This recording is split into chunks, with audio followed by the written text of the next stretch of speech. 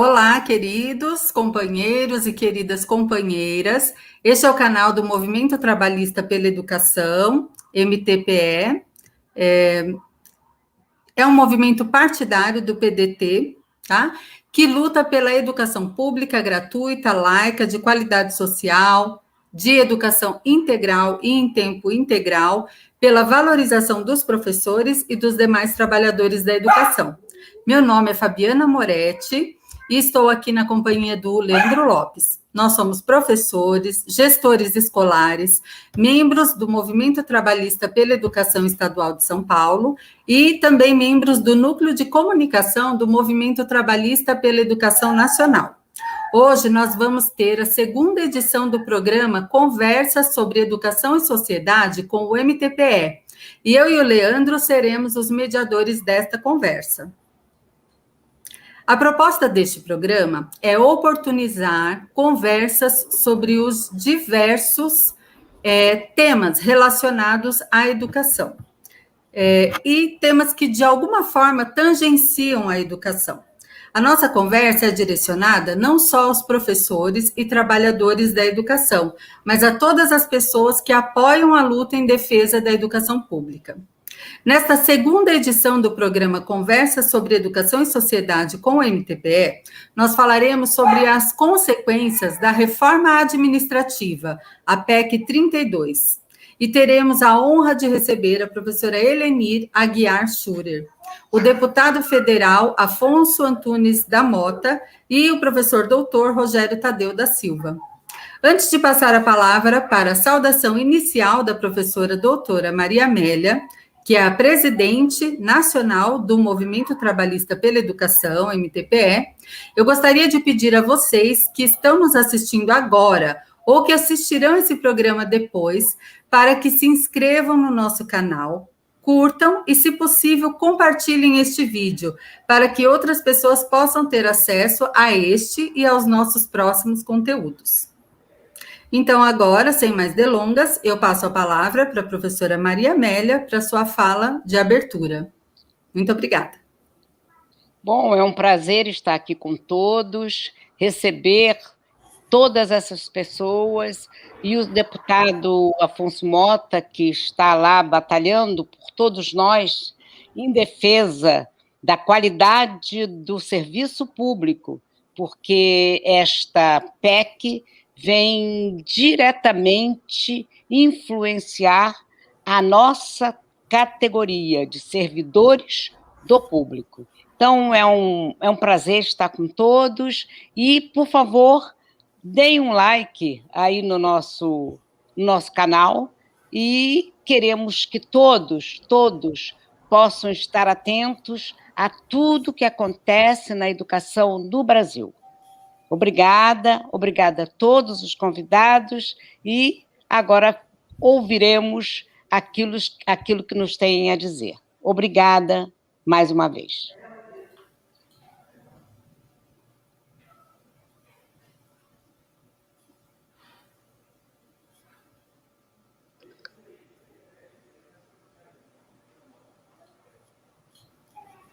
Pessoal, a Fabiana está sem o microfone ali, ela já vai voltar. Com o microfone fechado. Não pode faltar, né, gente? Abrir o microfone está fechado, isso já faz parte do ritual das lives. Bom, eu vou, então, convidar, primeiramente, a professora Helenir para fazer a sua fala inicial. A gente vai combinar aqui uma fala de uns 15 minutinhos inicialmente para cada participante. Antes de passar a palavra para a professora Helenir, eu vou fazer a apresentação do currículo da professora, tá bom? Então, a professora Helenir Aguiar Schurer, ela é presidente do CEPERS desde 2015, exercendo seu terceiro mandato. Ela é professora do Estado há mais de 30 anos e filiou-se ao sindicato antes mesmo de iniciar o seu trabalho na rede pública. É formada em letras pela Faculdade Dom Bosco, de Santa Rosa, foi vice-diretora e diretora do 23º Núcleo Livramento, Secretaria de Formação da CUT Estadual, representante do sindicato no Conselho Geral da entidade e integrante da direção central do CEPERS, entre 2001 e 2008. Então, professora Eleni, com a senhora a palavra. Deixa eu só perguntar, Fabiana, eu vou fazer a minha saudação inicial ou já começo falando? Pode já fazer a sua saudação inicial e já começar a sua fala, professora. Boa noite a todos e todas. Boa noite àqueles que estão nos acompanhando pelas redes. Esse é um debate importante de fazermos, que é a reforma administrativa. Nós temos dito aqui no estado do Rio Grande do Sul que não é uma reforma. A proposta é o fim do serviço público, porque ela ataca diretamente o serviço público, ataca os servidores. Mas o reflexo desse ataque aos servidores será o fim do serviço público. Então, é importante que tenhamos a cada dia mais informações para podermos entrar nessa disputa que estamos tendo contra a reforma, contra a PEC 32, contra a reforma administrativa, pressionar os deputados, e aqui eu quero saudar o nosso deputado Afonso Mota, que é aqui do estado do Rio Grande do Sul. A gente sabe que é um defensor ferrenho do serviço público e, com certeza, eles, junto com outros deputados, votarão contra essa PEC.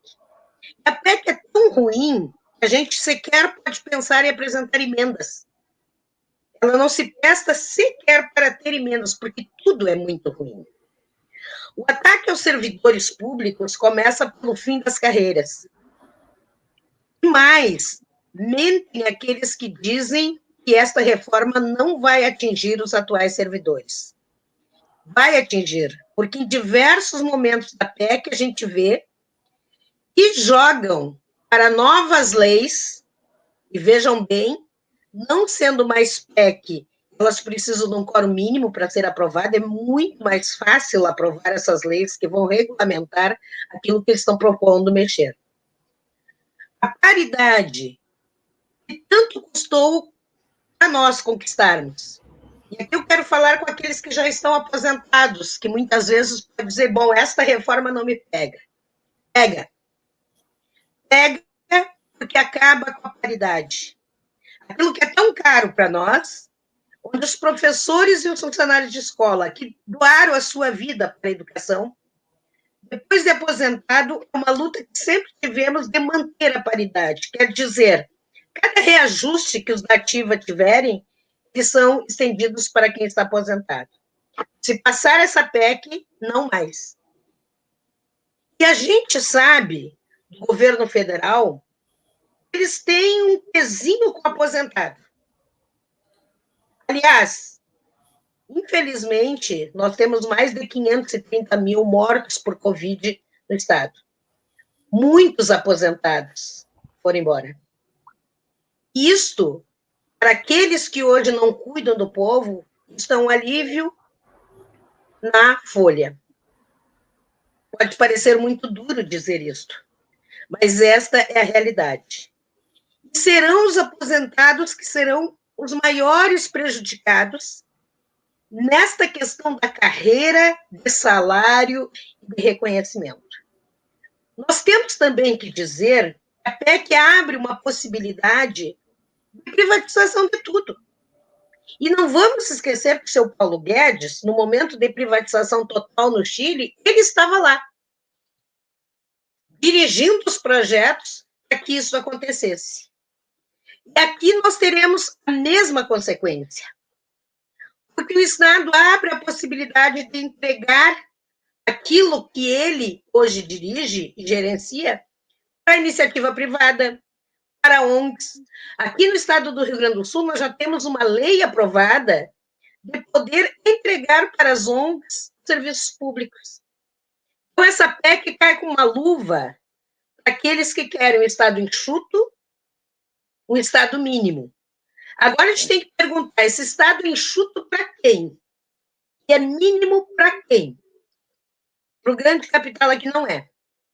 Ele será mínimo para a população, ele será enxuto para a população, porque a gente não pode desconhecer, né, que os governos federais, na sua ampla maioria, quando os bancos gritam alto, são socorridos com verbas públicas do governo. E eles querem diminuir esta aplicação, que são nossas verbas, são verbas públicas, são provenientes dos nossos impostos. Eles querem retirar isso, entregar isso, devolver para a população através do serviço público. Então, nós temos um grande problema. E aqui, mais na área da educação, é importante a gente dizer, eu estive no encontro da Educação da América Latina, da Internacional da Educação, onde foi feita uma pesquisa e que a educação aqui na América Latina é vista como um grande filão de negócio. A gente está falando de 6 trilhões de dólares. Isto é que a América Latina investe em educação pública. E é isso que as empresas, como nós temos a Lehman, que já está aqui no Rio Grande do Sul, já está dentro da Secretaria de Educação, essas empresas multinacionais querem é botar a mão no dinheiro público, e a gente sabe ofertar educação como foi ofertado no Chile, onde se criou uma casta do mais pobre, que pagava muito pouco para a sua escola, até o mais abastado, que pagava muito. E sabe qual a consequência dessa política no Chile? É que os pobres, entre eles mesmos, competiam. Ao saber que tu tinha alguém que pagava menos na escola, tu te achava superior àquela pessoa. E nós podemos estar nos encaminhando aqui no Brasil para este mesmo sentido. Então, é importante que a gente diga, a reforma vem e vai atacar os serviços públicos, principalmente educação, saúde, assistência social, que será provavelmente engolido pelas ONGs. É importante dizer também que por exemplo, nós estávamos numa discussão, e é bom a gente lembrar antes da pandemia, estavam discutindo a privatização do SUS. Vocês imaginem o que seria de nós, da população, agora nessa pandemia, se não tivéssemos o SUS? Quem teria recursos financeiros para bancar o seu tratamento? Porque quando a gente fala que vai atingir a população, a gente está dizendo exatamente isso. Se tu quiseres saúde, vai ter que pagar. Se tu quiseres educação, vai ter que pagar. Isso a gente não pode abrir mão, porque foi um avanço que nós tivemos, a universalização da educação, lá na Constituição de 88, a gente não pode deixar esse retrocesso acontecer. Aqui a gente chama também a PEC 32, a PEC da rachadinha. Por quê, gente? Nós brigamos, e o CEPERS foi protagonista nisso, de botar na Constituição que só entra para o Estado através de concurso público. Eles querem retirar isso. Eles querem voltar à velha política do QI, que a gente usa muito aqui no Rio Grande do Sul. O QI é quem indica. Então, nós vamos voltar àquele passado que tinha um prefeito de tal partido e que dava os contratos para os seus eleitores. Depois aquele prefeito perdia a eleição, aqueles que tinham sido contratados por ele saíam para entrar um outro grupo que também não estava ali para servir a população, sim para obedecer aquele que o indicou. Isso é um problema sério. E agora, mais recentemente, gente, nós temos isso no Brasil. Quem é que denunciou o Salles? A questão das madeiras. Não foi o servidor público? Agora, na CPI da Covid, quem denunciou o governo nas maracutaias de $1 por vacina? Não foi o servidor público? Um servidor público com estabilidade. Isso nos dá a garantia de fazermos o nosso trabalho em prol do bem da nação, sem corrermos o risco de ser demitido. Agora, imaginem se essas pessoas fossem indicadas para alguém. Vocês acham que teriam feito essas denúncias? Com certeza não. Porque a estabilidade do servidor, é importante a gente dizer, não é um bem para o servidor, é um bem para a sociedade. E torna esse servidor um defensor das políticas públicas e daqueles que delas dependem. Terminar com isso quer dizer que nós vamos botar nos postos para servir os nossos contribuintes, tanto na escola como no posto de saúde, pessoas que não terão responsabilidade com a população e sim em agradar aquele que o indicou. O retrocesso é tanto, o retrocesso é enorme, que, como eu disse no início, tu lê a PEC para ver o que a gente poderia propor aqui. E a gente não acha nenhum espaço de propor reformas. Porque a PEC é muito ruim, a PEC veio para destruir o serviço público, e a PEC veio para tornar mais miserável e sem assistência um povo que não aguenta mais. Um povo que precisa de alguém que cuide deles. Um povo que possa esperar do seu presidente, do seu governador, do seu prefeito, que tragam benefícios para que ele continue trabalhando, e hoje nós temos um desemprego muito alto, que continue estudando, que continue tendo saúde. E não alguém que venha para se beneficiar ou para poder contratar alguém dividindo o salário, que infelizmente está tão em moda no nosso país ultimamente, né? Então, inicialmente, seriam essas considerações para a gente poder estabelecer o debate.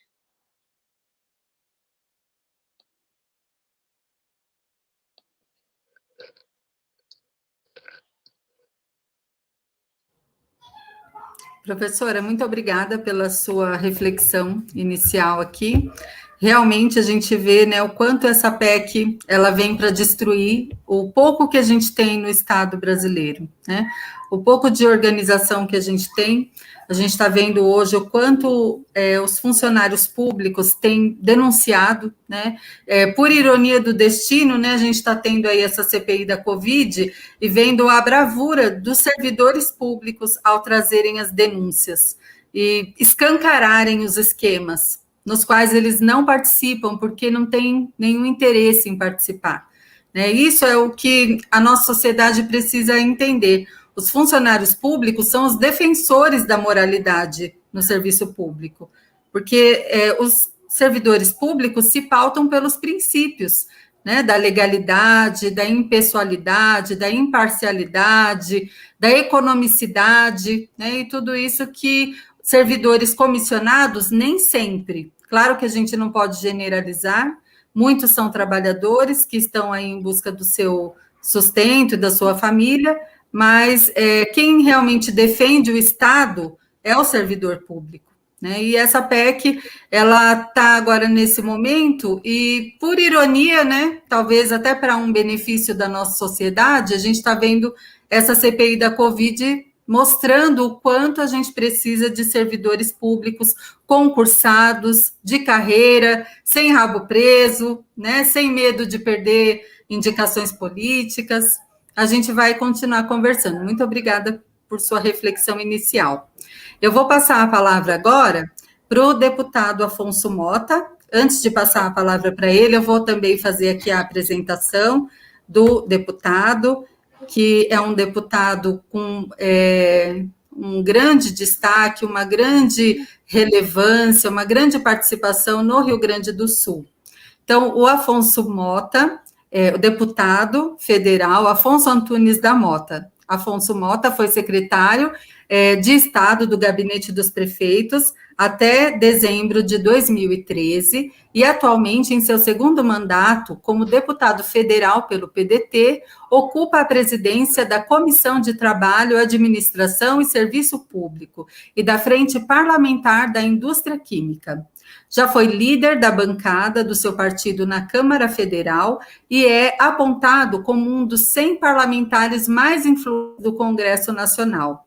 Advogado formado pela Universidade Federal do Rio Grande do Sul, tornou-se um profissional muito bem-sucedido na cidade e no campo, graças ao seu espírito criativo, inovador e empreendedor. Como dirigente de empresas, é reconhecido local e nacionalmente pela atuação na área de comunicação social. Membro do Instituto dos Advogados, já foi conselheiro da OAB, integrou a Comissão de Ética e de Disciplina, a Comissão de Estudos dos Problemas da Terra e a Comissão Especial de Políticas Criminais e Segurança Pública. É considerado um dos militantes mais atuantes na área de advocacia forense na capital e em comarcas do interior. É também produtor e líder rural e mantém fortes ligações com o campo, estando presente em diversos cargos de diferentes entidades da agricultura e pecuária do estado do Rio Grande do Sul. Foi o criador do Canal Rural, veículo de divulgação e valorização do setor. Conselheiro em inúmeras entidades de caráter social, um verdadeiro cidadão gaúcho, com fortes vínculos e compromissos relacionados aos interesses e aspirações do Rio Grande do Sul. Presidiu a AGERT, Associação Gaúcha de Emissoras de Rádio e Televisão, e é conselheiro da Fundação Médica do Rio Grande do Sul, entre outras instituições. Eu fiz questão aqui de ler todo esse currículo, toda essa apresentação, porque muito nos honra ter um parlamentar com essa qualidade, com essa atuação do deputado Afonso Mota. Nós queremos ter outros parlamentares do PDT, outros trabalhistas que nos representem dessa forma, né? Muito obrigada, deputado, e agora a palavra é sua. Obrigado, Fabiana. É uma honra poder participar de um espaço do nosso MTPE, que tem uma mobilização, uma organização extraordinária, a iniciar pela nossa bandeira, que é aquilo que nos leva a acreditar que a educação é o grande indutor para o desenvolvimento. A crença de Brizola, a crença de Darcy Ribeiro, a crença de todos nós. Uma alegria poder estar com a Maria Amélia, estar com o Leandro, estar com a professora Helenir também, estar com o Rogério, enfim, todos com o propósito de dar a nossa contribuição. E eu quero, na qualidade de parlamentar, iniciar minhas observações pela lógica que vai nos levar, a bancada do PDT, a votar contra a PEC 32. Digo que as últimas reformas encaminhadas pelo governo federal, como a trabalhista, a previdenciária, foram também idealizadas sem o diálogo qualificado com a sociedade e com entidades que representam os servidores públicos e empregados regidos pela CLT. A reforma administrativa, da mesma forma. Ela foi concebida sem a participação dos atores envolvidos e teve os princípios negacionistas semelhantes. A reforma administrativa, ela é consubstanciada pela ideia do Estado mínimo e visa desaparelhar o setor público para o exercício de suas funções. O que seria desejável é que ela fosse instrumento de aperfeiçoamento, e não o contrário. O texto não proíbe modificações relevantes com relação aos militares, à magistratura, ao Ministério Público, à Advocacia Geral da União, e aprofunda desigualdades entre as carreiras públicas ao criar 4 categorias com direitos diferenciados em contraposição ao regime jurídico único atualmente em vigor. A PEC 32 autoriza os chefes de poderes a criar, extinguir órgãos públicos por decreto, escapando aos papéis do Poder Legislativo de fiscalizar e normatizar o funcionamento da administração pública. A estabilidade do servidor público, apresentada no discurso do governo como um privilégio, é, na verdade, uma garantia ao bom funcionamento desse setor público, que nos é tão caro. Funciona como vacina ao patrimonialismo e ao nepotismo. A estabilidade do servidor concursado tem o objetivo de garantir que suas decisões serão isentas de pressões políticas. É muito fácil imaginar o que pode acontecer em ocorrendo esta pretensa reforma na vigência do autoritarismo, na vigência dos constantes atentados que têm sido dirigidos à população brasileira. A estabilidade do servidor concursado, repetimos, é que garante as isenções políticas. Sem esta estabilidade, cada governo poderia exigir dos servidores lealdade à sua ideologia, está muito em voga. Seria uma espécie de autoridade do mandatário de plantão, ainda que em prejuízo das ações necessárias à implementação das políticas públicas. A lei que vige, 1990, 8.112, já prevê a avaliação e o monitoramento do agente público e estabelece as hipóteses de demissão, entre as quais está a conduta desidiosa, desempenho fraco, relapso das atividades. Portanto, este argumento, que é um dos grandes argumentos que tratam o funcionalismo como se o funcionalismo precisasse de um departamento de recursos humanos, é incabível. O procedimento demissional, já previsto também na mesma lei mencionada, garante ampla defesa ao servidor, de modo a evitar demissões baseadas em mero desentendimento com a chefia ou perseguição político-partidária. É fácil imaginar para onde nós vamos ser conduzidos com essa reforma. Não se trata de mera oposição à modernização do Estado. Entretanto, com exceção de alguns escassos dispositivos específicos, a proposta cria instabilidade, precarização e outras consequências gravíssimas, ao invés de acarretar melhorias no serviço público. Faço esse registro como se estivesse votando e sustentando pela bancada do PDT em plenário e recomendando a rejeição integral da PEC 32. É claro, nós vamos participar do debate, estamos lá na comissão especial. Poderei oportunamente, depois, no momento dos questionamentos, falar um pouco sobre como vai funcionar todo o processamento na Câmara Federal.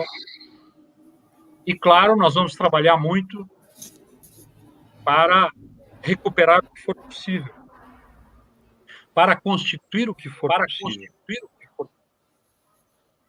E é exatamente com essas observações que são próprias do mandato parlamentar que nós podemos afirmar, para concluir, que é mais uma tentativa deste governo de fazer prevalecer o fiscal em detrimento da dignidade humana, como fez na Previdência, como fez na reforma trabalhista.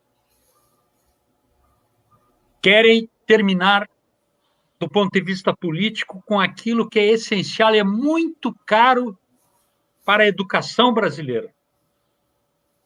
Quando se fala em educação domiciliar, quando se tentam aproveitar da pandemia para desmerecer a educação brasileira, nós sempre dizemos que a meta prioritária do governo é acabar com a socialização, que é meta política. Eles não aceitam o debate público sobre educação.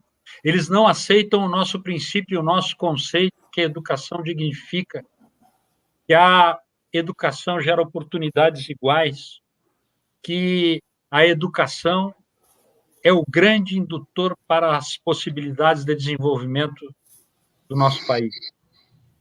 É claro que a saúde, a educação e a assistência social serão os mais atingidos pela reforma.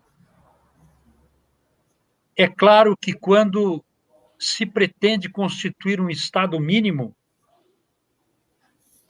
o maior atingido, ou os maiores atingidos, são aqueles da população mais carente, porque esta é a receita absoluta para o aumento da desigualdade. E claro que acabar com a paridade alcança a todos, alcança os ativos e os aposentados.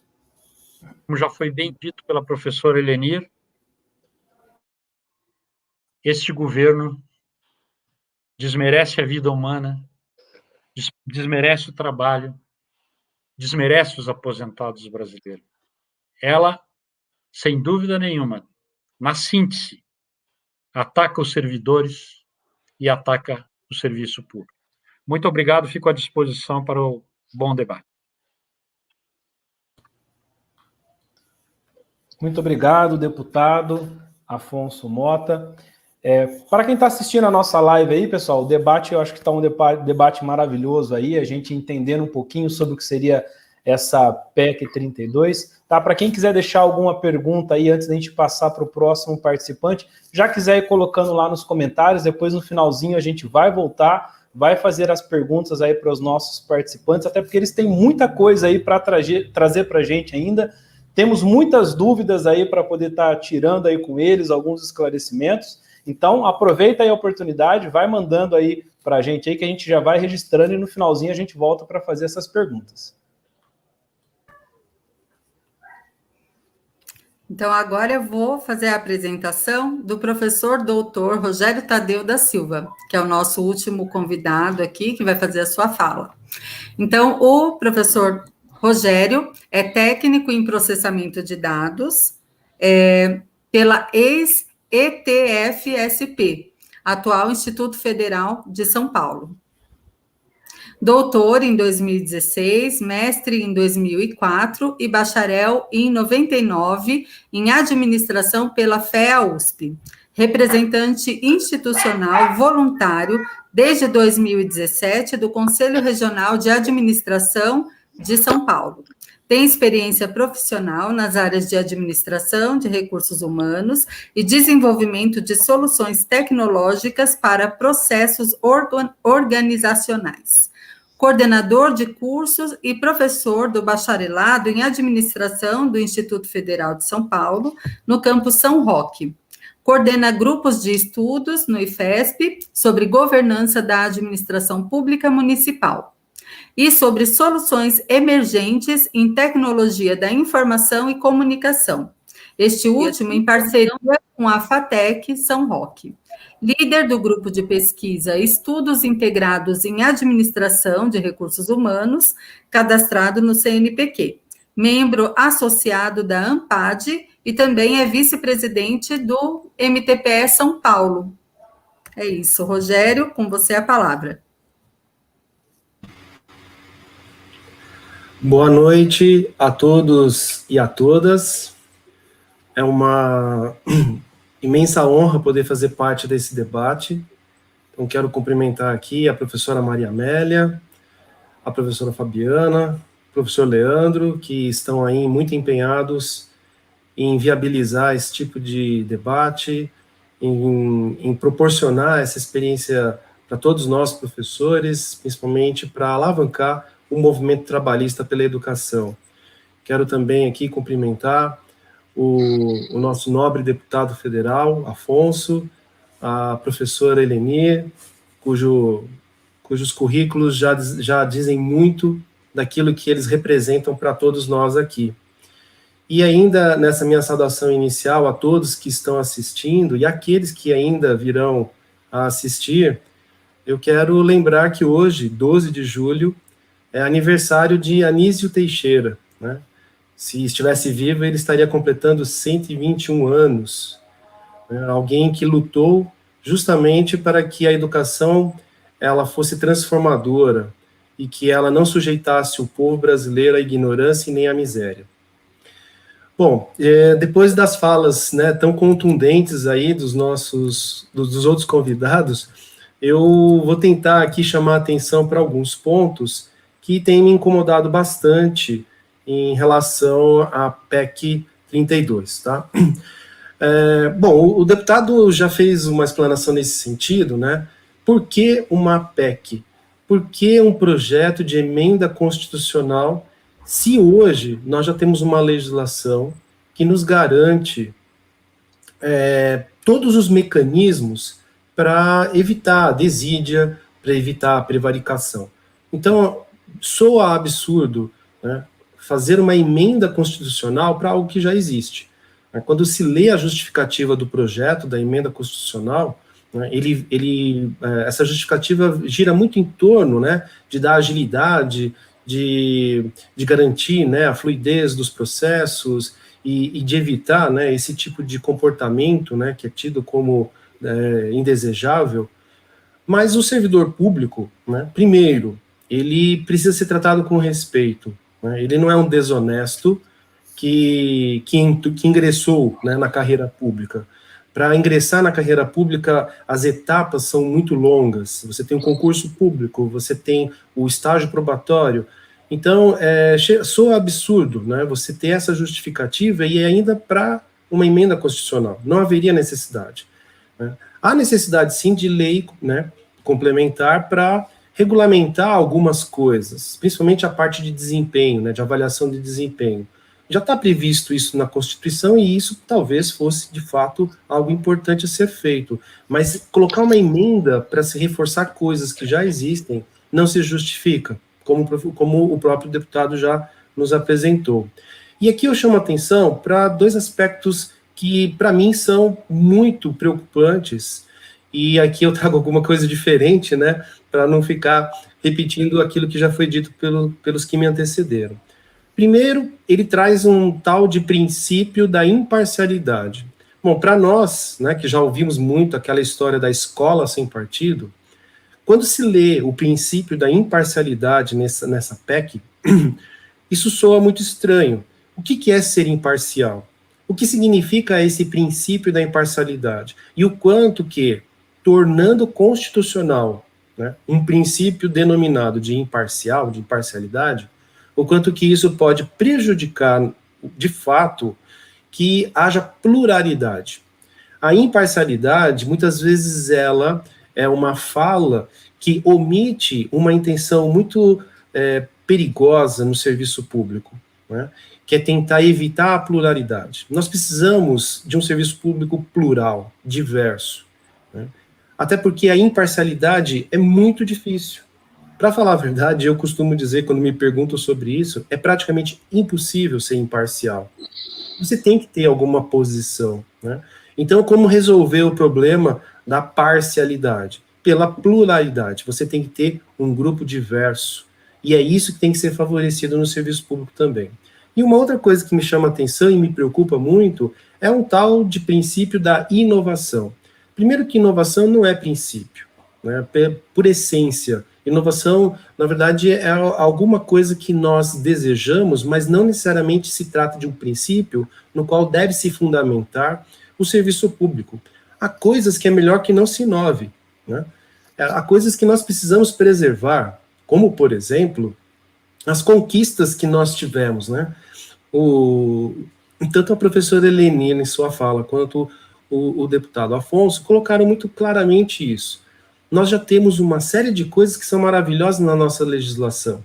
Uma série de conquistas, né?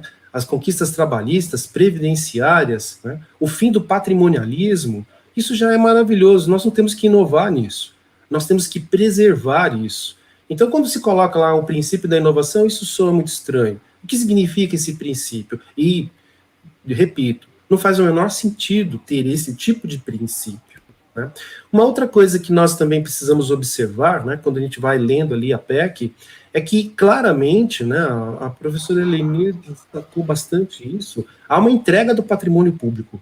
Nós estamos entregando o patrimônio público para a iniciativa privada, facilitando a transferência de recursos públicos para organizações cujos fins são privados.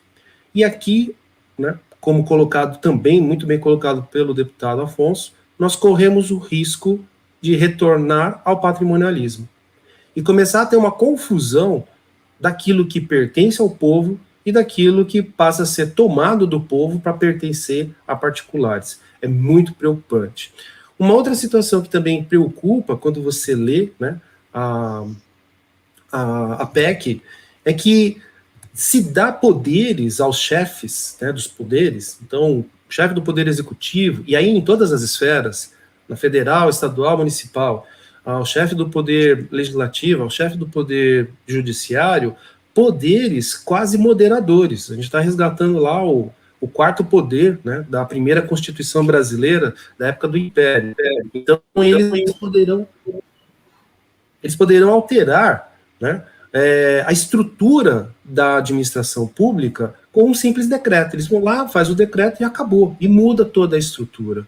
Sem o diálogo com o povo, sem o diálogo com as instâncias representativas do povo, como são, né, as casas de leis, né, o Congresso Nacional, as Assembleias Legislativas, as câmaras municipais. Então é muito preocupante observar isso. Uma outra coisa que também foi bastante chamada a atenção é a questão, né, de entregar nessa reforma administrativa o servidor a uma condição de precarização. Então, além da questão, né, do fim, da estabilidade, além de todo o reforço que tem sido dado à questão previdenciária, porque nessa PEC ele fala, né, dessa previdência, fala de você ter lá o controle, né, sobre os gastos previdenciários, ou seja, reforça todas as perdas que nós já vivemos aí ao longo da reforma previdenciária. Ele vem com uma série de questões que vão precarizar as condições de trabalho dos servidores públicos. Então, tem todo um problema em torno disso, né? Principalmente naquilo que ele começa a vincular em termos de experiência. Então, esse prazo das experiências, por exemplo, são dilatados, né? Existe o risco, né, de uma parte desses trabalhos que hoje são desenvolvidos por servidores públicos serem feitos por trabalhadores temporários, mas sob que condições esses trabalhadores vão participar, né? Como a professora Helenir colocou bem, a PEC da rachadinha, nós vamos institucionalizar esse modelo, né? Fora que tem toda uma discussão em torno do cargo típico de Estado, isso é muito preocupante. O que é um cargo típico de Estado? Com quem nós estamos dialogando para definir os critérios do que é um cargo típico de Estado, né? Um outro aspecto ainda que diz respeito a toda a dinâmica do trabalho, né, que acontece ali no serviço público, diz respeito a que critérios vão ser estabelecidos para os cargos de assessoramento e de liderança. Então, se cria esse cargo de assessoramento e de liderança com toda uma flexibilidade para permitir que se traga gente do mercado, como se o pessoal do mercado entendesse de administração pública, como se fosse possível simplesmente você tirar alguém da iniciativa privada e colocar num cargo de assessoramento ou de liderança numa organização pública e achar que tudo funciona igual, e nós sabemos que não é assim, né? Não estamos aqui questionando as competências dessas pessoas, mas estamos questionando, sim, a falta de contextualização. Elas não estão contextualizadas. Além do que, há uma série de características do serviço público que elas não se reproduzem na iniciativa privada e vice-versa. Então, existem uma série de preocupações aqui em torno de como isso tudo vai precarizar as condições do serviço público. Há também, isso já foi alertado pelo deputado federal, nós temos um risco de facilitar a demissão de empregados públicos. Existem uma série de estados, uma série de municípios que possuem a figura do empregado público, e essa PEC facilita a demissão desse perfil, né, desse trabalhador que também colabora, que também contribui com o serviço público, mas que vai ficar muito mais facilmente refém, né, de uma política que nós sabemos que é, né, de destruir o Estado, esse Estado que fez tão bem a nossa nação até o momento, né. Bom, o deputado também colocou, né, nós não temos aí nenhuma, na PEC, né, nenhuma novidade em relação à casta superior do serviço público, então, judiciário, militares, eles permanecem intocados, né, onde que efetivamente a PEC atinge é justamente no grupo de serviço público que mais atende a população brasileira. Aquele grupo de servidores que de fato estão no front, aquele grupo que de fato estão ali atendendo a população brasileira, é justamente esse grupo que é o mais atingido por essa PEC, é o mais prejudicado por essa PEC. Então, são os professores, são os médicos, então, todo esse pessoal que de fato está ali prestando serviço e garantindo a grande maioria, a esmagadora maioria do povo brasileiro, um atendimento mínimo, né, que a gente sabe que há muita coisa para melhorar, é claro que há, mas muito mais, porque falta orçamento, falta recursos no investimento desses serviços, do que competência da parte da mão de obra, porque o serviço público, sim, nessas categorias, principalmente aquelas que atendem a população, nós somos muito bem servidos. O processo todo né, eu sou da área de recursos humanos, né, o processo de recrutamento, ele é muito bem elaborado, e ele protege aquilo que é importante para o Brasil. Então, nós não precisamos mexer nisso. Não é nesses setores que atendem a população que nós precisamos fazer modificações. Bom, mais uma vez aí eu agradeço, né, a oportunidade de poder fazer parte aqui desse debate, é uma honra para mim, e me coloco aí à disposição, né, para responder as perguntas, para também ajudar aí na compreensão dos problemas que giram em torno, né, da PEC 32, e também poder colaborar aí com o movimento trabalhista pela educação, a fortalecer esse movimento no Brasil, ainda mais nesse momento tão crucial, no qual a gente percebe que esse atual governo, ele é contra a educação, ele é contra a saúde, ele é contra o povo brasileiro. Muito obrigado. Obrigada, Rogério, pela sua contribuição aí. O deputado Afonso Mota, né, citou a questão do Estado mínimo, né, e a gente sempre vem falando isso, vem repetindo, né, e vem ouvindo isso em alguns lugares, que já existe o Estado mínimo no Estado brasileiro, né? O Estado mínimo existe em muitos lugares. Então, se a gente quiser ver o Estado mínimo, a gente vai em lugares onde não tem hospitais, não tem escolas, faltam os serviços públicos que são garantidos na Constituição Federal, né? Então, é muito importante a gente fazer essa reflexão mesmo. Eu vou passar, então, agora a palavra para o Leandro, que vai fazer aí algumas perguntas para os nossos participantes aqui, tá bom? Obrigada. Boa noite a todos e a todas novamente.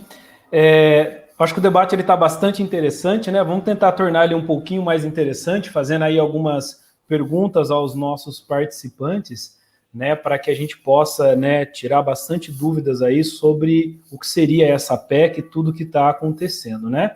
E eu gostaria de começar fazendo uma pergunta para o deputado Afonso Mota, né, já que ele citou, né, sobre o trâmite, né, que a gente vai ter ali dentro do Congresso Nacional. Então, eu gostaria de começar, deputado Afonso Mota, perguntando como que será conduzida a reforma administrativa no Congresso Nacional.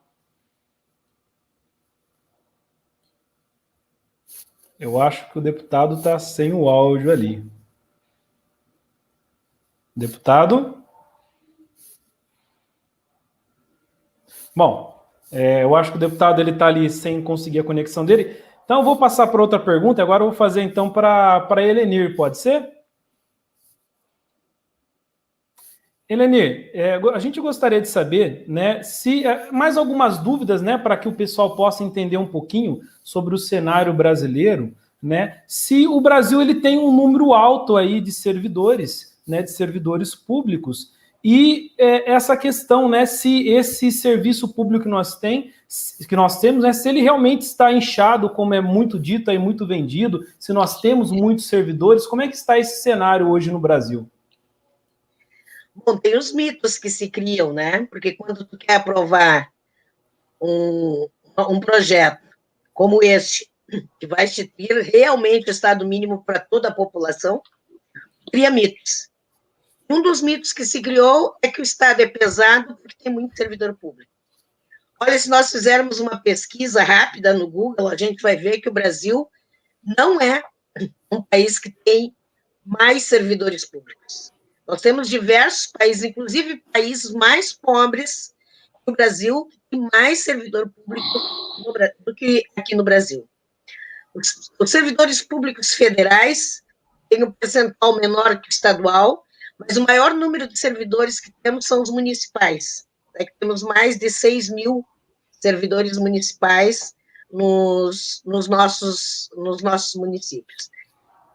Por que isso? Até porque o município, na verdade, é ali onde tudo acontece. É onde o serviço público é ofertado mais próximo, onde o gestor está mais próximo também, né? Então, os municípios, eles ofertam mais o serviço público e necessitam de mais pessoas. Não faz muito tempo onde se municipalizou a saúde. Antes era estadual, tinha federal, né? Mas aqui no Rio Grande do Sul, pelo menos, foi toda ela municipalizada. Então, a área da saúde, quem oferta são os municípios. Nós temos no estado muitas escolas, eu falando aqui da realidade do Rio Grande do Sul, né? Muitas escolas, nós temos mais de 2.500 escolas estaduais, mas os municípios também têm um número bem significativo de escolas, e é importante a gente dizer que nos municípios a estrutura das escolas é melhor que a do estado. Não sei como é em outros estados, mas não deve ser muito diferente, não. O estado tem dificuldade de manter a estrutura, de valorização dos profissionais. O Rio Grande do Sul, até para vocês saberem, no ano passado o governador pagou o piso para os professores. Mas olha como ele pagou o piso. Ele pegou as vantagens que os professores tinham, tomou todas essas vantagens, botou dentro do salário e conseguiu pagar o piso sem colocar um centavo a mais no bolso dos professores. Então, aqui no Rio Grande do Sul, nós temos um estado onde os professores se pagaram o piso. Então, essa falta de valorização também é muito sentida mais no estado do que federal ou propriamente municipal. E eu posso dizer mais, com mais propriedade, até porque sou do estado, né? Mas, mesmo assim, a gente vê que tem alguns espaços que o estado não chega. Então, é preciso mais serviço público, não diminuir. E uma coisa que a gente diz muito aqui, quando o estado se ausenta, tem alguém que toma o seu lugar. E no Brasil nós temos diversos momentos que o poder é tráfico. Por quê? Porque o Estado não está presente. Porque o Estado não oferece nem escola, nem saúde para aquelas comunidades. Então, se pensarmos, se alguém disser que no Brasil nós temos muitos servidores, a gente tem que dizer, no Brasil faltam muitos servidores para poder atender toda a população. E, infelizmente, como disse o professor Rogério, a privatização, a retirada, e aqui no estado do Rio Grande do Sul a gente está vivendo muito isso. O governador conseguiu derrubar na Assembleia Legislativa um dispositivo que tinha na nossa Constituição, e para vender uma estatal, por exemplo, tem que fazer plebiscito no estado. Pois ele conseguiu derrubar isso e está vendendo absolutamente tudo. Agora, provavelmente, irá a Companhia de Água e Esgoto. Será que privatizando mais pessoas terão água e esgoto? Me reporta o Chile novamente. Quando privatizaram a eletricidade, o que fizeram? Nas vilas que não tinham como pagar a luz, eles retiraram fios e retiraram postes. É isso que vai acontecer no nosso país. Com a reforma administrativa, será isto. Quem tiver condições de pagar, terá atendimento. E o teu atendimento estará do tamanho exato daquilo que tu puder pagar. E aquele que não puder pagar, ficará sem atendimento. Então, não é diminuindo os servidores públicos, não é diminuindo as políticas públicas que vai se resolver o problema do Brasil. A não ser que a gente pense um Brasil sem povo. O Brasil, eu penso, está cheio de gente, está cheio de povo. Esse povo precisa mais saúde, mais segurança, mais educação, mais assistência social, e para isso precisamos ter mais servidores. Agora, servidores com estabilidade, servidores através de concurso público, para que nós mantenhamos a seriedade do serviço público. E como foi dito, uns podem dizer assim, mas servidor, eu conheço um servidor que é muito relapso. Gente, hoje já tem todas as condições de demitir esses servidores. Então, venderam uma ideia, parece que a estabilidade nos dá uma garantia de fazermos o que quisermos e que ninguém pode mexer conosco. Não é verdade. Se tem algum servidor relapso e que não foi demitido, não culpem os servidores. Culpem o gestor que não fez com que isso acontecesse. Então, nós temos que terminar com alguns mitos. Temos que ter a clareza que país nós queremos. Se a gente quiser um país para todos, nós precisamos ter serviço público para todos. E hoje, mesmo com estabilidade, mesmo com servidores, ainda não alcançamos essa universalidade do serviço público para a população brasileira. Ô, Leandro, eu acho que agora eu estou pronto para responder. Ok. Só vou fazer mais uma pergunta aqui, deputado, para Helenir, e aí eu já passo a palavra para o senhor, ok? Ok. Ô, Helenir, só fazendo uma pergunta quanto à questão do salário, né? Não preciso falar do salário dos professores, todo mundo já sabe que é ridículo, né? Mas as pessoas têm muita ideia, né, de que os servidores públicos, né, uma boa parte deles, tirando a classe dos professores, né, que eu acho que é o único que todo mundo tem a real noção do que acontece, mas tem a ideia de que todos eles têm um salário muito acima do salário da população que não é servidor público. Isso, de fato, está correto? Como é que é isso? Olha, é outro mito, né? Eu acho que os altos salários são exatamente aqueles que o deputado disse que estão fora da reforma. Os altos salários do Estado, nenhum será pego pela reforma, gente. Nós teremos, quem vai pagar a conta é o andar de baixo, não é o andar de cima. Então, tem pessoas, depende do que nós achamos que é alto salário, porque vamos e convenhamos. No momento que temos mais de 14 milhões de desempregados no país, eu, por exemplo, tenho 34 anos de Estado. O meu salário é R$3.000. Para quem está desempregado, de repente, R$3.000 resolveria a sua vida.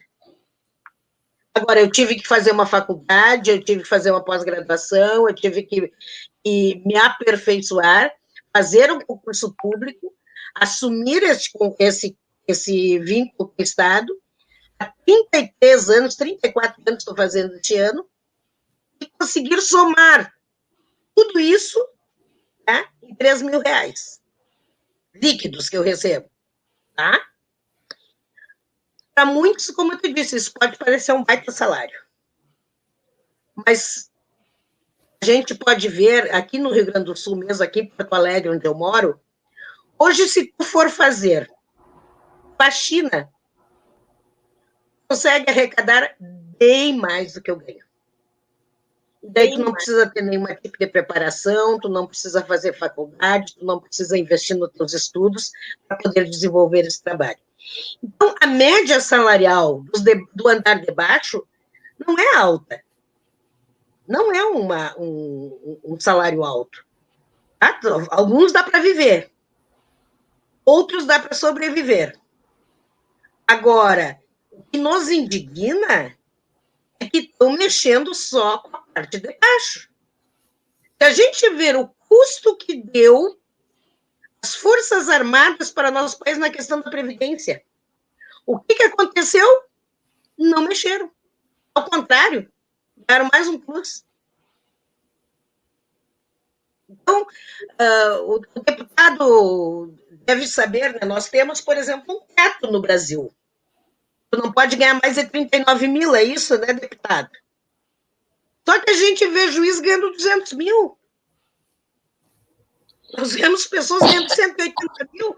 Como?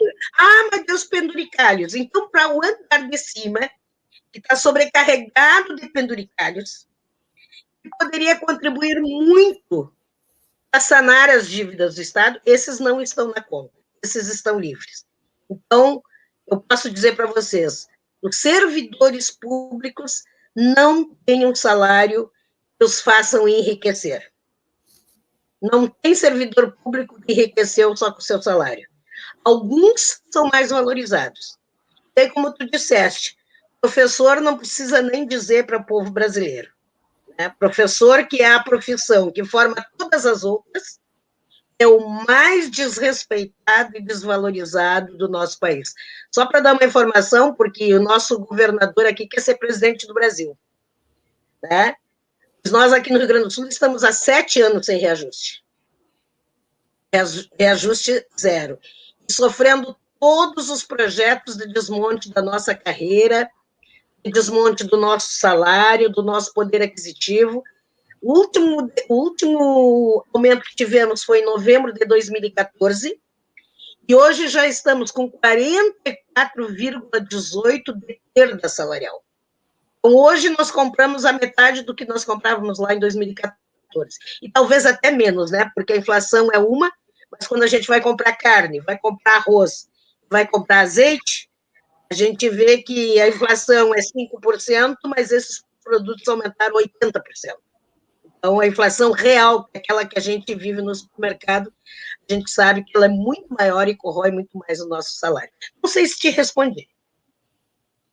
Não, respondeu sim, claramente, né? E eu acho que assim, a gente vive até um momento, né, onde o governo federal ele se apega, né, dizendo que os nossos salários hoje não são suficientes, né, porque estamos vivendo um momento de pandemia. Mas a gente sabe que a pandemia só veio para agravar, que o nosso dinheiro já não dava muito antes disso.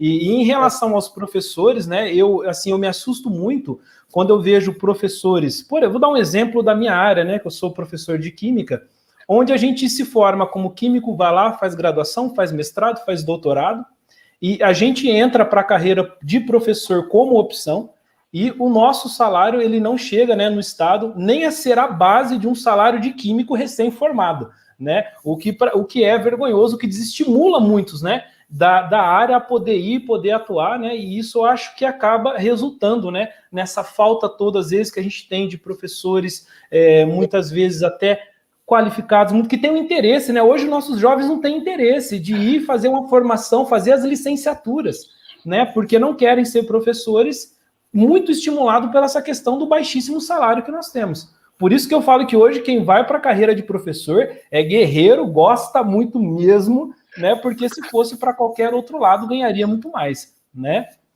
Enfim, muito obrigado, Helenir, muito obrigado, né?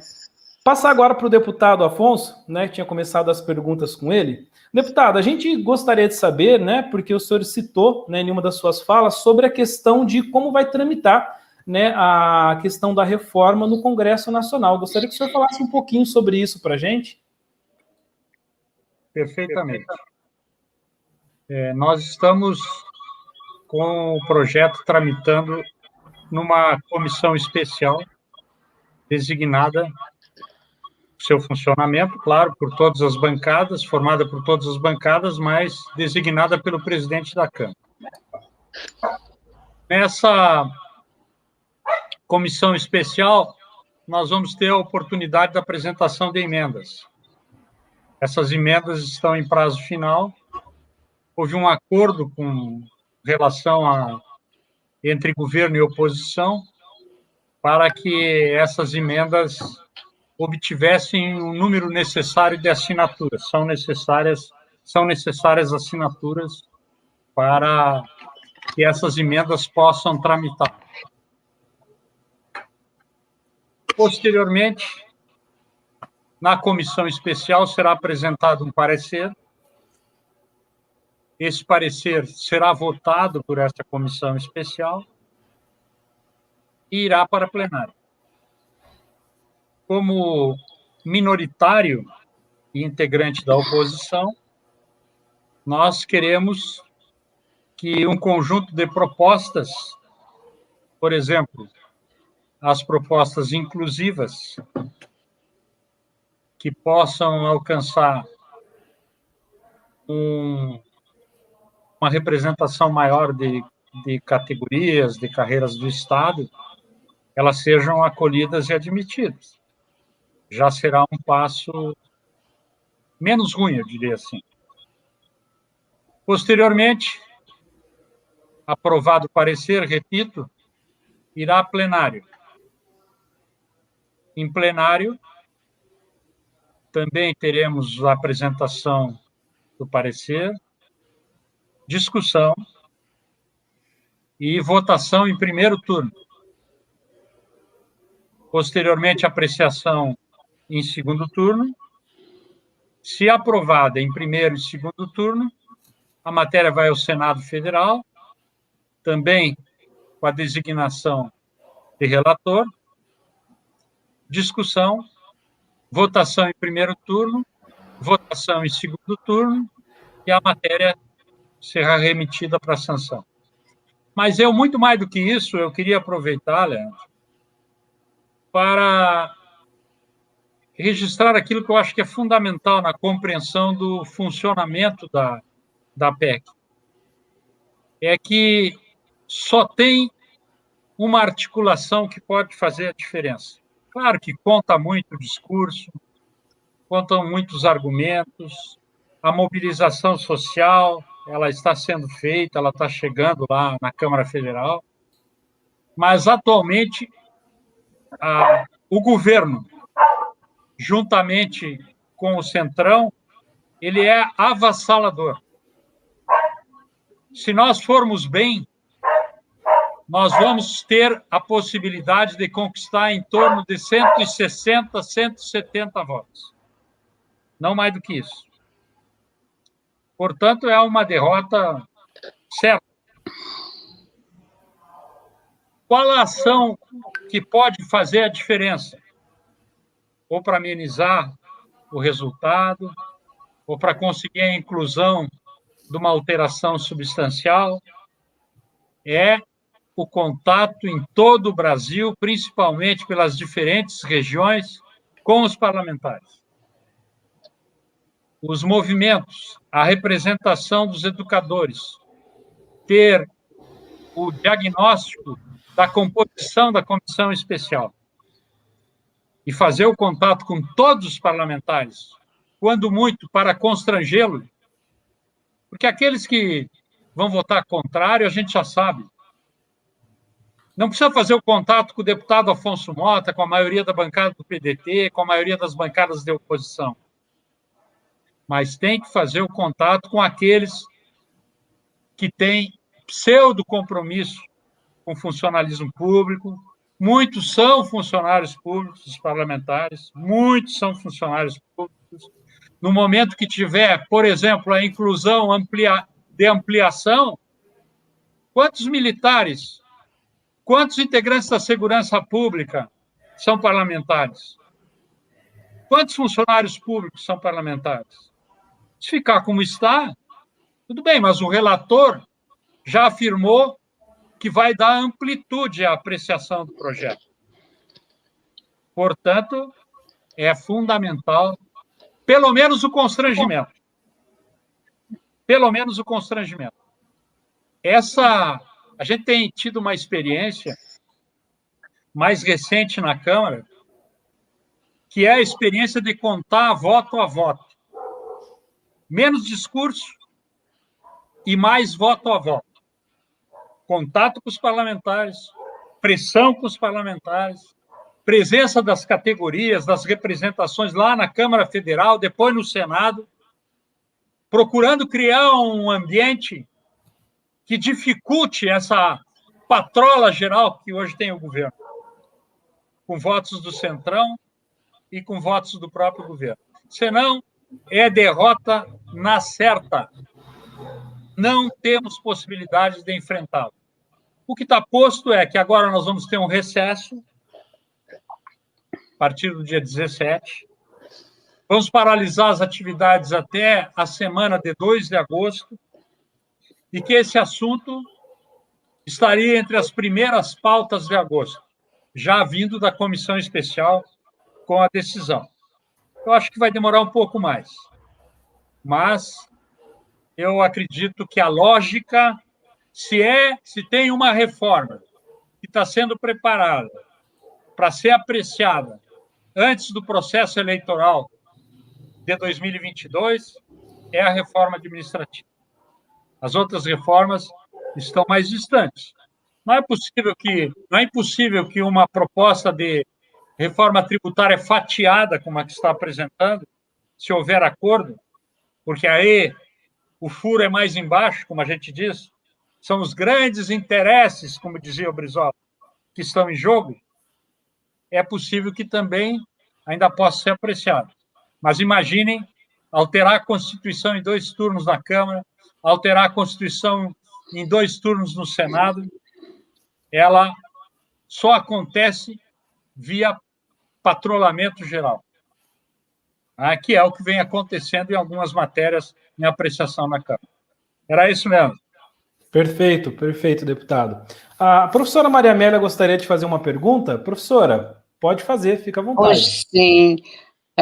Deputado Afonso Mota, eu estou querendo saber uma questão importante que se liga também à questão dessa PEC. Nós sabemos que a ciência é desenvolvida no Brasil praticamente pelas universidades e centros de pesquisa. Nós temos nas academias de ciências e nas universidades perdido verbas com universidades como a UFRJ chegar a estar parada por falta de verbas para a limpeza e a organização da própria universidade.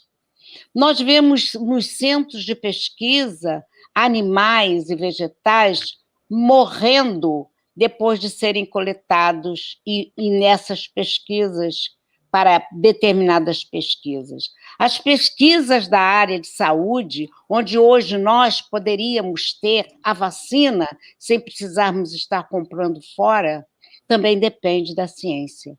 Como ficam esses profissionais? Eu quero trazer também para esses profissionais que são professores, são técnicos em ciência e tecnologia e são pesquisadores da alta ciência no Brasil, dentro desta PEC. Se isso realmente, a questão da ciência, está sendo levada em conta dentro dessas discussões que o senhor acaba de nos dizer e nos mover à luta e à guerra contra esta PEC, e que o senhor nos diz mesmo que nós estamos em o movimento de oposição está perdendo terreno. Então, eu gostaria de saber também sobre esse ponto muito importante para o Brasil democrático e um país livre, onde nós tenhamos as nossas próprias posse dos nossos conhecimentos e da ciência produzida no país. Professora querida, um prazer. A sua participação, tudo que significa para nós no campo da educação, é uma referência extraordinária. Eu não quero me alongar muito, mas eu queria repetir o que já foi passado brevemente, que a proposta cria 2 tipos de cargo. o cargo por tempo indeterminado e o cargo que seria típico de Estado.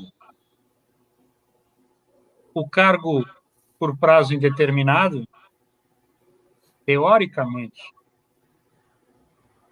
abarca funções acessórias, sem direito à estabilidade. Estabelece vínculo precário. Permite a acumulação de cargos quando houver compatibilidade de horário e não houver conflito de interesse. E as carreiras típicas de Estado, de certa forma, como também já foi muito bem colocado, alcança aqueles que estariam exercendo função essencial e estratégica. Eu não tenho segurança hoje, vai ser muito importante que isso seja explicitado na PEC, ou, eventualmente, por essa abertura que a própria PEC faz referência de legislação complementar, de onde se situariam os cientistas e os pesquisadores, os professores universitários, o conhecimento, o ensino. Eu levo pouca fé, porque se o princípio, para mim, é a meta prioritária, é político, e desejam que o conhecimento, que a pesquisa, não possa ser utilizada como fundamento para as grandes causas nacionais, para os grandes interesses nacionais, a lógica é se desconsiderar e, de certa forma, diminuir e precarizar os espaços ocupados por professores, por doutores, por cientistas, como vem sendo a prática. É só atentar para os ministros da educação que vieram sendo indicados ao longo desse período para todos nós entendermos. Então, esse ponto será um ponto, sem dúvida nenhuma, que será debatido primeiro na comissão especial. Nós vamos tentar debater também, se for o caso, em plenário. Esperamos que essa definição do que será compreendido como carreira típica de Estado tenha ampliação, tenha essa compreensão, e também que os cargos por prazo indeterminado não sejam tão indeterminados assim. De qualquer maneira, serão servidores públicos, não podem desenvolver o seu trabalho com toda aquela exposição de poder se submeter a um senhor com amplos poderes, a um governante com amplos poderes, que aí sim, em cima desses que têm toda a limitação e toda a precariedade, vão direcionar o serviço público para um espaço que não é o de interesse público, que não será o de interesse público. Era isso. Obrigada. É triste. Bom, dando continuidade aqui, fazer uma pergunta aqui para o Rogério. Rogério, eu gostaria de fazer uma pergunta que, na verdade, são várias, né? Que é sobre a questão do privilégio, né? Que é sobre a questão da estabilidade no emprego do servidor público. É um privilégio? A questão da estabilidade deles é considerado um privilégio? E qual que seria a importância de ter essa estabilidade no serviço público?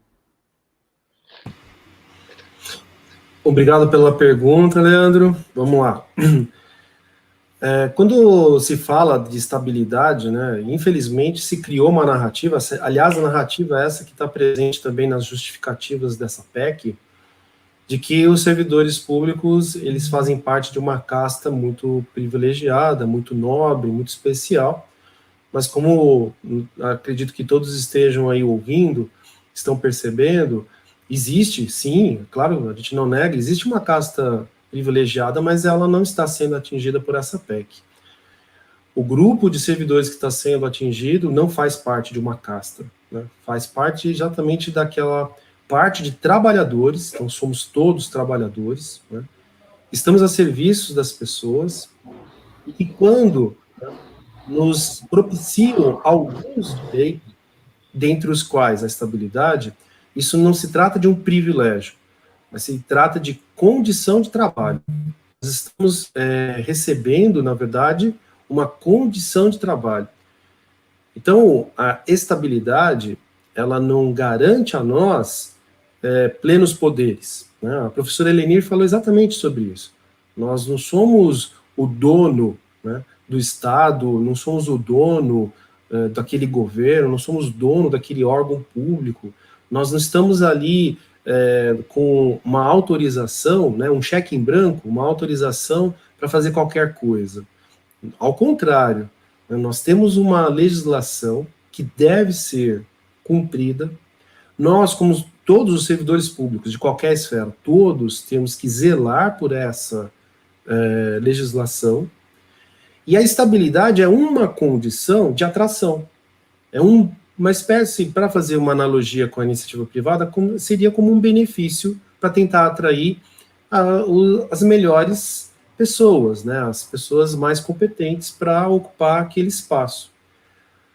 Então, ele, na verdade, propicia uma condição de trabalho atraente e também necessária para evitar que o servidor ele se sujeite a determinadas imposições daqueles que estão, né, no comando do órgão público ou, né, dos mandatários daqueles que estão à frente do executivo, do legislativo, do judiciário.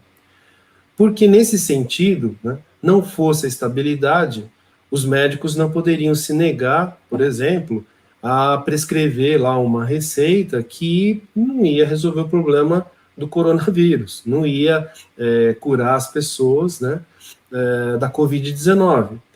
Se não fosse a estabilidade, nós não teríamos servidores se negando a participar de conluios, se negando a participar de esquemas, né? Então, a estabilidade é uma condição de trabalho que, além de atrair pessoal competente para atender a população, é uma condição necessária para que o servidor ele possa preservar o patrimônio público, ele possa garantir que os recursos públicos eles terão a destinação correta, que é o atendimento da população.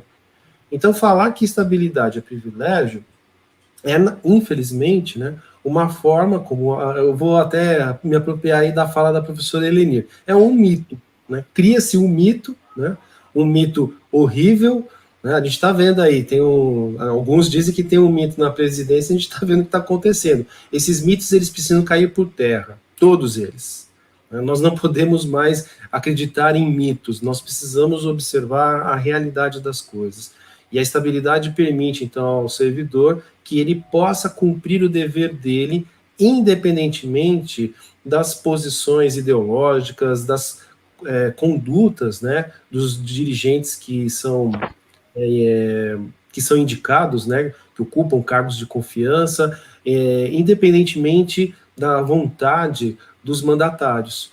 Então, a estabilidade, ela serve para essas duas finalidades, atrair o pessoal competente para o serviço público, porque, sim, isso é um atrativo, e isso é importante. É do interesse da administração pública que o serviço público seja ocupado por pessoas muito competentes, por pessoas que possam, de fato, resolver os problemas e atender a população da melhor forma possível. E, além dessa condição de atração, né, desse pessoal, ela também é uma condição necessária para que o servidor não fique refém, né, de um autoritarismo, refém de algum tipo de cerceamento, de algum tipo de coação, e que ele possa preservar aquilo que é mais importante para o povo brasileiro, que é o patrimônio público e a entrega de um bom serviço à população. Muito obrigado, Rogério. Eu acho que ficou bem esclarecido para nós. Eu acho que é até importante a gente citar, né, Rogério, que a grande questão da gente ter, né, servidores com estabilidade é que a gente também consiga manter, dar uma continuidade, né, nos serviços, né? Porque os parlamentares, né, os políticos, eles são pessoas que eles são passageiras ali, né? Agora, os servidores públicos não, e é muito complicado. Por exemplo, foi citado a questão, né, do ministro da Educação, por exemplo, né, que nós já vimos, né, tudo que virou na nossa educação só por essa troca que você tem o tempo todo. Imagina isso acontecendo dentro de todos os órgãos, dentro do MEC, que, na verdade, vem acontecendo, né, nesse desgoverno que a gente vem vivendo, mas imagina em todos os órgãos públicos acontecendo isso, né? A cada novo governo que entra, troca-se todo mundo, você não tem uma continuidade de serviços, cada um faz aquilo, né, que pensa melhor para se manter no poder, nos seus próximos possíveis mandatos aí. Eu acho que o Brasil entraria num grande caos, maior do que já está, né? Enfim, muito obrigado, Rogério. Vou fazer algumas perguntas aqui que veio do pessoal lá do chat, né? Primeiro veio uma pergunta aqui para o deputado Afonso, né? Para o deputado Afonso Mota, se ele puder responder para nós, uma pergunta que veio do Felipe Albuquerque, que ele pergunta para nós aí, deputado, se é possível que a educação seja incluída como carreira típica de Estado, mantendo a estabilidade no serviço público. Eu não acredito. Mas eu acho que o debate vai possibilitar a argumentação como a que foi colocada pela professora Maria Amélia, no sentido de que os titulares das cátedras, enfim, aqueles que já têm uma qualificação como doutores ou com uma qualificação superior, porque é elitista mesmo, né? A proposta é elitista, ela possa ser considerada. Mas não posso fazer essa afirmação, não posso colocar esse sistema. Mas eu queria aproveitar, Leandro, porque eu acho que tem uma coisa muito importante que nós não abordamos e que eu acho que deve ficar do conhecimento de todos, que é a possibilidade que vai ter o Poder Executivo pela aprovação dessa matéria, por meio de decreto, de extinguir os cargos públicos efetivos, alguns cargos de comissão, funções de confiança e gratificação, extinção e transformação de entidades da administração pública, autárquica e fundacional, e alteração e reorganização das atribuições de cargos do Poder Executivo. Portanto, esse superpoder por decreto, ele também é atentatório. Tenho certeza que nós vamos ter que até, inclusive, procurar a prestação jurisdicional, se for o caso. Eu acho que essa reforma administrativa é uma alternativa, claro, não é a que a gente deseja, ela será judicializada, eu não tenho nenhuma dúvida. Se ela é mantida nas referências, nos parâmetros que estão colocados, ela será judicializada. Não queria deixar de fazer esse registro, Leandro. Obrigado.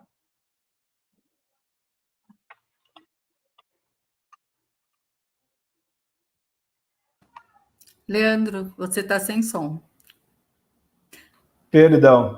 Muito obrigado, deputado. Deputado, só para a gente complementar, que também veio aí da pergunta do Felipe Albuquerque, que ele coloca aqui para nós, diante das dezenas, né, de requerimentos apresentados em diversas comissões, né, apontando que não há consenso, né, nessa proposta da PEC, o senhor vê que há indicativos para que ela seja aprovada nos termos atuais, como ela está? Eu acredito que a PEC vai ser emendada. Agora, tem um momento de verdade. Eu não sei, o relator sinaliza com algumas movimentações que podem ser positivas, dentro de todo o escopo que foi apresentado. Mas eu não sei se na hora H, nós já tivemos várias experiências de diálogo, acordos, que levaram os relatores de matérias decisivas e importantes a concordarem com alterações de texto, que na hora H, por pressão do governo, e aí, no caso, nós estamos falando do Ministério da Economia, né, que tem na liderança a figura exponencial na defesa do fiscalismo, na defesa da rigidez fiscal, na desconsideração de determinadas estruturas de Estado, no desrespeito às carreiras, no desmerecimento da atividade pública. Portanto, eu não sei se o relator vai ter coragem e resistência suficiente. Eu, particularmente, hoje, eu espero que ocorram algumas alterações para melhorar esse texto, que continuará sendo ruim, que continuará sendo nefasto para o Estado brasileiro. Mas eu acredito que possam haver alterações. Muito obrigado, deputado. Fazendo uma última pergunta aqui para a gente encerrar, fazendo uma pergunta para a Helenir, né, colocando ela de volta aqui na nossa discussão. O Helenir, a pergunta para você vem lá deixa eu pegar o nome aqui do nosso companheiro, do Rogério Costa, que ele pergunta quais são as consequências pedagógicas de uma possível privatização ou terceirização da educação pública.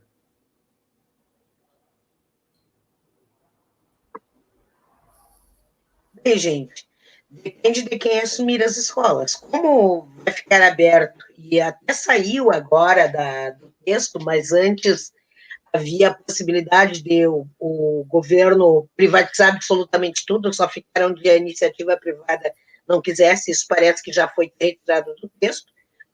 Mas é importante dizer que, se for privatizado,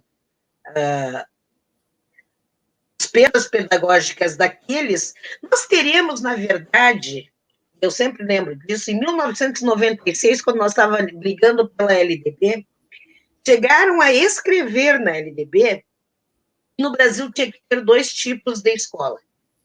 A escola para dirigentes e a escola para os trabalhadores. Não foi exatamente os dirigentes, que eram as escolas de excelência para dirigentes. A escola comum para o povo em geral.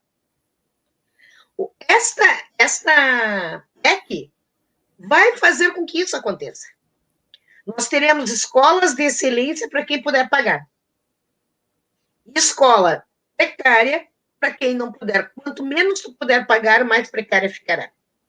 Então, as diferenças sociais existentes hoje no nosso país, elas crescerão de forma absurda. Porque hoje a escola pública de qualidade, que é o qual nós brigamos, é ofertar para todos, independente do teu poder econômico, uma qualidade para que tu esteja também qualificado a competir no mercado, competir por vagas, nunca na mesma situação, a gente sabe disso. Agora, no momento que precarizarem, os nossos filhos dos trabalhadores, eles não passarão de filhos de trabalhadores.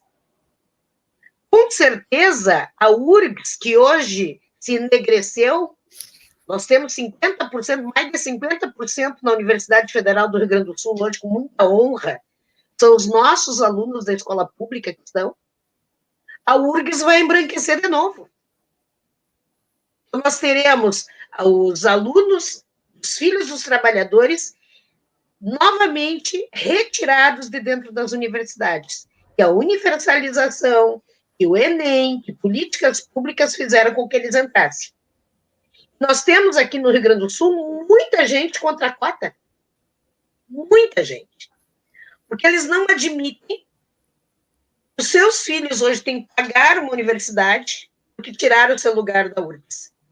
Então, no Rio Grande do Sul, nós temos um estado, infelizmente, muito atrasado ainda nessa questão. Aqui, O dono da casa grande não permite que a senzala se aproxime da sua área.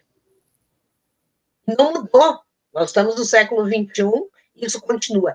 Vai se aprofundar com a reforma da Previdência. Vai se aprofundar porque a escola pública desaparecendo, nós teremos uma escola de mercado. Será ofertado para as pessoas aquilo que elas puderem pagar. Quem pagar menos vai ganhar muito menos. Então, as diferenças vão crescer absurdamente. Então, essa será uma consequência para a educação também, se passar esta PEC, se nós chegarmos na privatização. Muito obrigado, Elenir. Eu acho que a sua fala ela é extremamente importante e eu vejo até pelo público, né, que eu trabalho tanto com o público, com o pessoal de escola pública quanto de escola privada, e eu acho interessante que quando chega um aluno para mim de escola privada e fala que é injusto, né, a questão de se ter cotas, que para ele ficou mais difícil dele entrar, eu sempre falo para eles, olha, a questão é uma matemática simples, e no qual, após a minha conclusão, você deveria tomar bastante vergonha nessa sua carinha. Por quê? Se você faz uma conta simples e olha que no Brasil, 85% dos nossos alunos são de escola pública e a cota, o máximo que nós chegamos até agora é de 50% para 85%, para alunos oriundos de escolas particulares, nós temos 50% e eles são só 15%. Eu falo, vamos fazer uma coisa justa? Então vamos deixar 50% proporcionalmente a isso, 15% para quem é da escola particular e 85% para quem é da pública? Ah, professor, mas aí não dá. Eu falei, então não reclame, que tá bom demais para você do jeito que tá. E mesmo assim a gente não tem conseguido colocar como deveríamos, né, colocar esses alunos oriundos de escola pública aonde é de direito deles, a universidade pública. Né? Então, assim, é assustador quando a gente vê pessoas que são contra esse tipo de política. Né? Eu acho que não tem noção do que é Brasil, do tamanho que é o Brasil, né? Infelizmente. Para a nossa última rodada, né, da live, eu vou abrir para 1 minutinho, né, de cada um dos nossos participantes fazerem as suas considerações finais, né? Já aproveitando, né, que a Elenir está aí com a gente, já para que ela possa fazer as considerações finais dela, por favor. Então, eu quero agradecer o convite do Movimento dos Trabalhadores, dos agora me fugiu. A Alda vai me puxar as orelhas. Movimento Trabalhista pela Educação. Não, a Alda, que é minha companheira de direção, que é do movimento, ela vai me puxar as orelhas depois. É muita sigla, professora. É que é muita sigla. São as sopas de letrinhas que nós convivemos, principalmente no sindicato, todo dia, né? Sim. Mas eu acho que foi uma bela discussão, gente, e eu não tenho dúvida. Cada vez mais nós temos que discutir esses assuntos. Eu quero dar os parabéns para vocês. Ao deputado Mota, Afonso Mota, que a gente sabe que é um guerreiro lá em Brasília, do nosso lado também. E quero me despedir dizendo que aqui no Rio Grande do Sul, eu acho que no estado, nós vamos fazer, no Brasil deveríamos fazer, aqui, nós vamos fazer outdoor por todo o estado. E vamos começar, deputado Afonso Mota, lá em Santa Rosa, no gabinete do Osmar Terra. É fácil para a nossa luta aqui. Fazer o Osmar Terra mudar de posição. Mas vamos para cima do Osmar Terra e vamos encher todo o estado. Quem vota, não volta. Quem votar a favor da CPI, nós faremos uma guerra no ano que vem para que não sejam reeleitos, porque a gente precisa aprender a dar respostas. Temos que deixar de ser um povo cordato. Porque políticos nos atacam pelas costas e são reeleitos. Eu acho que está mais do que na hora da gente fazer valer a nossa maioria. Nós somos a maioria da população, são os trabalhadores, são quem necessita do serviço público. A gente tem que estar atento e cobrar. Nada melhor para cobrar do que não dar o voto no ano que vem. Então, nós estamos nessa campanha. Quem vota, não volta. Muito obrigado pelo espaço. Nós que agradecemos. Muito obrigado. Passar a palavra para o deputado Afonso Mota, para que ele possa fazer suas considerações finais. Uma grande satisfação poder participar. Todos que estão na sala conosco, a referência do nosso MTPE, o nosso Movimento Trabalhista pela Educação, fundamental, essencial, nossa bandeira, todos aqueles que estiveram participando conosco, educadores, companheiros, companheiras, que nos motivam, que nos dão sustentação, que defendem o nosso mandato.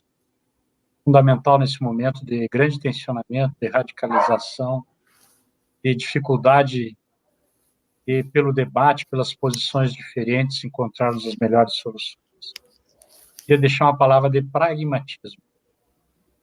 Numa hora como esta, é fundamental que a gente tenha desprendimento, que a gente, na derrota, possa constituir vitórias. Na polarização, possa constituir alternativa.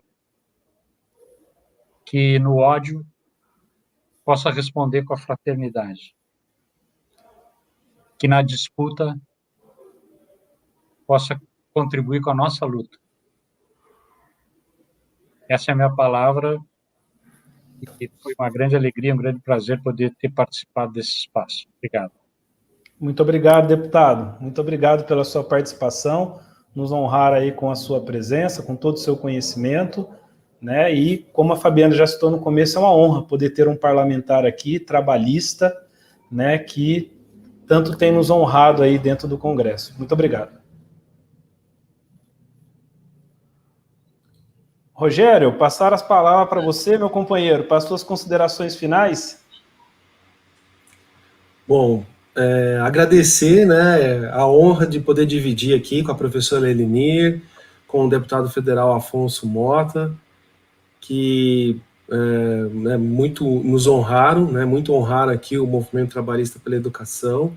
Agradecer a confiança, né, dos companheiros aí do movimento, de me convidar para poder dividir com essas duas personalidades incríveis, para falar um pouquinho aí sobre a PEC 32.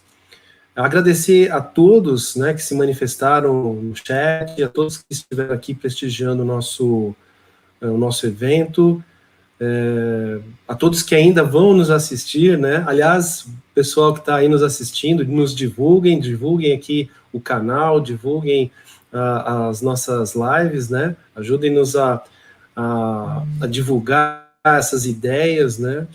Agradecer a todos vocês, agradecer a Maria Amélia, agradecer a você, Fabiano, você, Leandro, parabenizá-los aí pela condução do evento. Meu muito obrigado, né? E antes de dar o meu boa noite, eu gostaria também de conclamar a todos a lutar por um Brasil mais justo, né?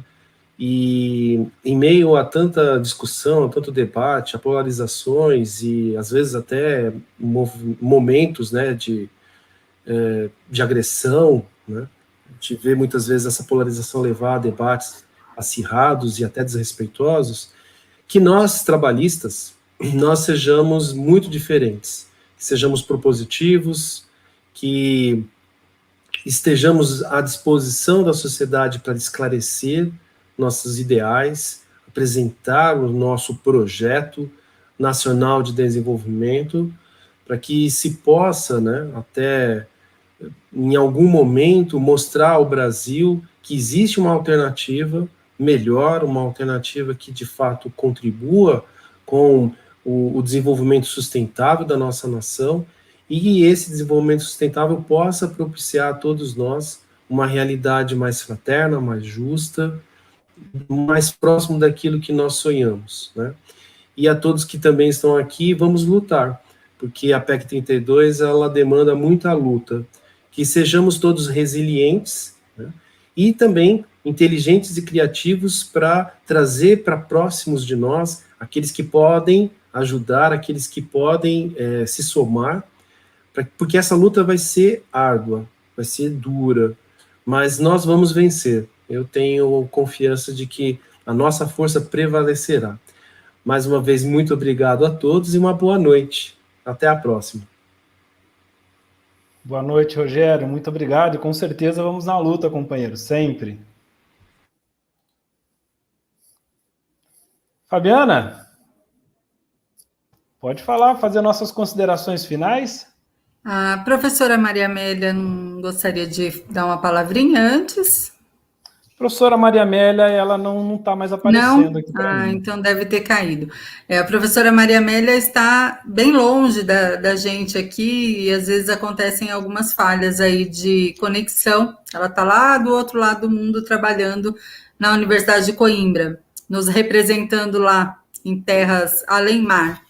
Gente, olha, eu quero agradecer muito mesmo a participação do deputado Afonso Mota, da professora Helenir, né, e do professor Rogério. Foi uma noite extraordinária, porque nós falamos sobre esse assunto que muito tem sido discutido, muito tem sido debatido, mas eu venho defendendo há algum tempo, mesmo antes do MTPE, que os professores precisam protagonizar esses momentos de discussão de questões que estão aí na sociedade e que afligem a toda a sociedade, né? Que nos afligem, que demandam de nós o protagonismo de professores, de pensadores dentro das nossas comunidades, dentro da nossa sociedade. Nós somos pensadores, eu enfatizo muito isso sempre, né? Embora a nossa sociedade ela tenha tentado diminuir o papel dos professores nesse pensamento, nessa construção da sociedade e nos circunstanciar apenas ali aquele espaço da escola, o chão da escola e ao fazer pedagógico, que não é pouco, que é muito, mas nós podemos dar uma contribuição além da escola. Muitas vezes a gente dá aula na rua, quando a gente se mobiliza, quando a gente mobiliza as nossas comunidades, quando a gente mobiliza os nossos professores dentro da escola, os nossos alunos e os pais dos alunos para irem para a rua. Eu acho que é um pouco disso também que o Rogério coloca aqui, né? A nossa resiliência, ela tem que se transformar em resistência e em luta, porque a gente precisa lutar. E nenhum governo vai ser a favor do povo, da manutenção dos direitos ou da ampliação dos direitos para o povo, se esse povo for dócil, né? Se esse povo for muito, muito pacífico e passivo. Pacífico nós somos, mas passivo a gente não devia ser. Né? Muito pelo contrário.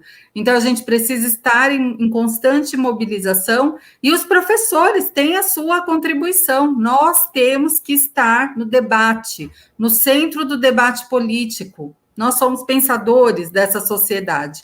Então, é por isso que eu acho que é muito importante esse papel, que esse canal, que esse programa, né, Conversa sobre Educação e Sociedade, tem a oferecer, porque nós estamos aqui trazendo professores para falar, e os professores têm muito o que falar. Além do que já fazem na escola, eles têm muito a contribuir também no debate fora da escola.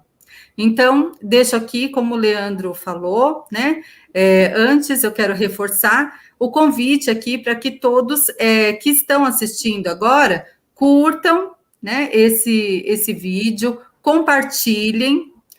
Nós sabemos que é uma segunda-feira à noite, né? Segunda brava, né? Não é fácil estar aqui à noite, mas a gente sabe que hoje, né, com o advento do YouTube e da internet, das redes sociais, o que a gente está fazendo aqui vai repercutir, né? Pessoas vão assistir depois, vão compartilhar isso depois. Então, é muito importante que a gente esteja aqui fazendo esse trabalho nesse momento. Isso é um trabalho de militância política, né? E militância na educação. É muito importante e nos apoiem, continuem aí compartilhando, curtindo e divulgando o canal do MTPE Nacional, tá? Muito obrigada novamente aos nossos entrevistados aqui, eu poderia dizer os palestrantes, né, os integrantes da nossa conversa. Obrigada, Leandro, mais uma vez aí pela sua parceria, por a gente estar fazendo esse trabalho, que eu considero muito importante. Obrigada, professora Maria Amélia. Quero deixar um agradecimento especial aqui à professora Alda Maria, lá do Rio Grande do Sul, que é a nossa vice-presidente nacional do MTPE. Ela é presidente também do MTPE estadual do Rio Grande do Sul, e ela que fez o convite ao deputado Afonso Mota e à professora Helenir. Então, muito obrigada, Aldinha, que você está assistindo aí. Muito obrigada por ter trazido o pessoal do Rio Grande do Sul aqui para conversar com o Rogério de São Paulo. E comigo, e com o Leandro, e com todo mundo. Muito obrigada, gente. Boa noite para todos. Gente, boa muito tarde, obrigado. E bom dia, né, Leandro? Boa noite, Boa tarde, bom dia.